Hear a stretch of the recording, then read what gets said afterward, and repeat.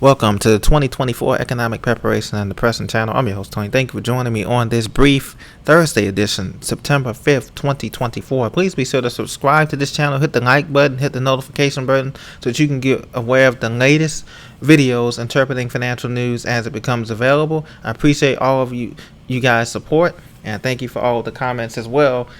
This one is a brief one because we're talking about the Federal Reserve's rate cut that's going to be happening here, and average mortgage rates hold steady ahead of the expected rate cut. Now, many investors have been wanting for a bigger rate cut, possibly a 75 basis point or even a full point, but that doesn't look to be the case this time around, unfortunately, this month.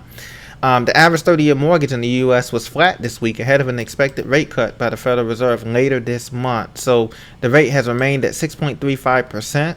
From last week, according to mortgage buyer Freddie Mac said Thursday. A year ago, the rate was 7.12%. So it's come down slightly.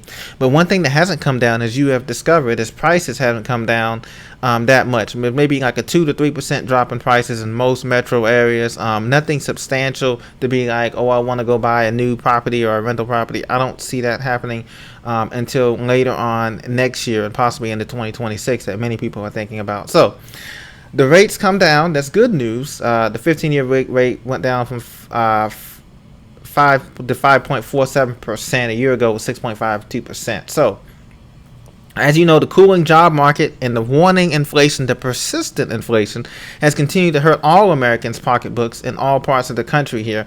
And that's led to many belt tightening by many American households, and many developers and building developers have tightened up as well as they are getting things together as well, because the loans from the commercial loan side has come kind of like, flatlined right now.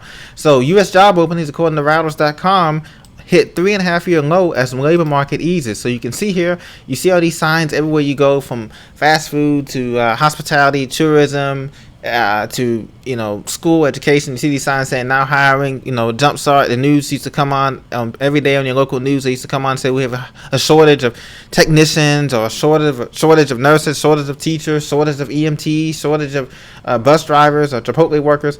Every week they would come on and have run a story on that. Now you don't see that as much as reality hits here.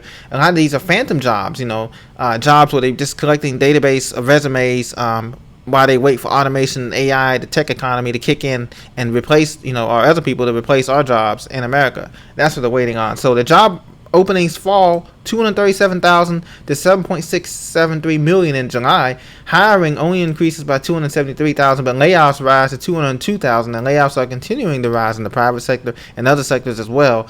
And the trade deficit widens again. Of course, that's always been the case these last 6 or 7 years under these administrations. So the goods. So what we have here is we have job openings are declining. So if you have a job, you definitely want to do all you can to keep it, and to continue to find ways to maximize your income outside of your 9 to 5 or whatever, or retirees. Exactly. You definitely want to cut back on your expenses and maximize your other areas of life that you can. Stay healthy as best as you can, because like I said, when the recession hits, when they finally admit that we're in a recession, this is going to be a long-term recession. It's not going to be the bounce back we had in 2008 for sure. We're looking at probably, maybe 3 to 5 years type of recession here, and it's going to be painful in many different ways. And so that's why these economists are worried, even though they keep revising these numbers downward here. As you can see, the labor market continues to turn on, but as you can see, the job openings in green, it was at its peak just before the pandemic. And then it just dropped started to drop consistently down as we're in 2024 here. And 2024 is almost over.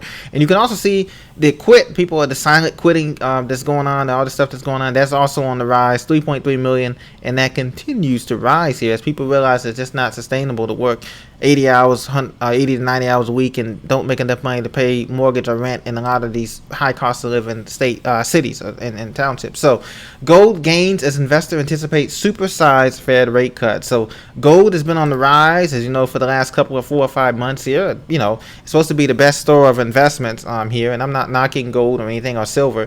I think it's an important asset. And so many of the people are saying that they're going to be sneaking into gold stocks, whether it's physical gold or mining stocks or something like that, that may be okay. But you have to realize that all of this is being manipulated. All these numbers are being manipulated, and it's best to have real physical, tangible assets. If you don't hold it, you don't own it. It's best to have physical, tangible assets here for you here. So gold prices are going to continue to rise. They should be really rising a crazy high, because considering how volatile the dollar is, but since we have a strong dollar around the world, even though it's the least sickest child in the currency in the basket, that's why gold is not going to be rising as high, but it is going to rise a little bit. But I don't see gold getting above 3,200 before the year is out. So take care, God bless. I'll talk to you again on the next episode. Take care.